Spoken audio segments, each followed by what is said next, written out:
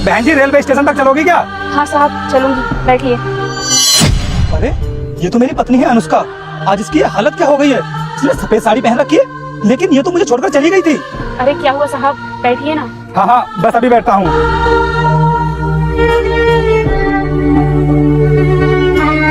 सुनिए। जी साहब बोलिए। अगर आप बुरा ना मानो तो मैं आपसे एक बात पूछूं? हाँ साहब पूछिए। आप मुझे बहुत परेशान सी लग रही हो, क्या बात है? अरे कुछ नहीं साहब, आप बैठिए ना, मैं आपको स्टेशन तक छोड़ देती हूँ। अरे मैं आपको जानता हूँ, इसलिए आपसे पूछ रहा हूँ।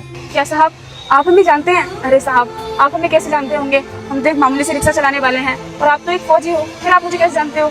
मैं आपको नहीं जानता हूँ, मैं तो आपके पति को जानता हूँ। आपके पति भी तो एक फौजी थे ना, तो हम दोनों एक ही बटालियन में थे। और आप अशोकनगर सोसाइटी में रहते थे ना। मैं एक दो बार आपके घर भी आया था, आपके घर पर ही देखा था मैंने आपको। लेकिन आपके पति तो एक फौजी थे और अच्छे खासे पैसे भी कमाते थे, फिर आप ये रिक्शा क्यों चला रही हो? और हाँ, आपने तो ये सफेद साड़ी पहन रखी है, क्या हुआ आपके पति को? क्या बताऊँ साहब, मुझे तो ऐसा लगता है कि भगवान मेरी परीक्षा ले रहे हैं और पता नहीं मैंने पिछले जन्म में ऐसे कौन से पाप किए थे जिसकी सजा मुझे इस जन्म में मिल रही है। ऐसा क्या हुआ आपके साथ? आप मुझे थोड़ा सही से बताओ तो सही। साहब क्या बताऊँ मैं आपको, जब तक मेरे पति जिंदा थे और मेरे साथ थे तो मेरी जिंदगी बहुत अच्छे से कट रही थी। मेरे सारे शौक मौज पूरे हो रहे थे और मुझे हर वो खुशी मिल रही थी जिसके बारे में मैंने सोचा था। तो ऐसा क्या हो गया आपके पति के साथ? आप तो जानते ही हो कि फौजी की जिंदगी कैसी होती है।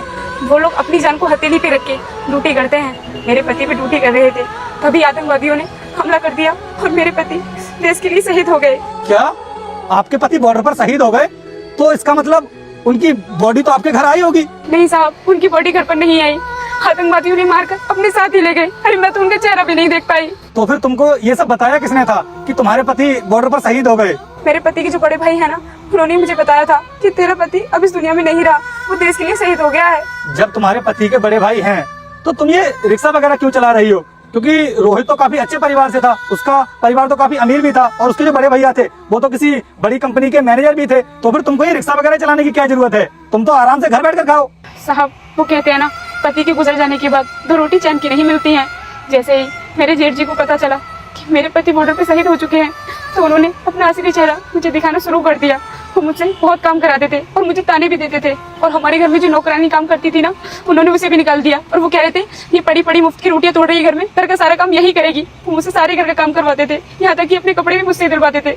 लेकिन फिर भी बेटा मुझे इग्नोर करके मत जाना, मैं खाटू श्याम हूँ। अगर तू चाहता है कि अब की बार तेरी नौकरी लग जाए तो तू इस वीडियो को लाइक करके चैनल को सब्सक्राइब कर और अपने 3 सच्चे मित्रों के पास शेयर कर और कमेंट में जय श्री श्याम जरूर लिखें। घर का काम कर रही थी, लेकिन फिर भी मुझसे खुश नहीं थे और मुझे ताने देते थे और कहते थे तू ही मनुष्य है, तेरी ही वजह से मेरा भाई चला गया है। इसलिए उन्होंने मुझे घर से बाहर निकाल दिया और कह रहे थे कि आज के बाद इस घर की तरफ मुड़ के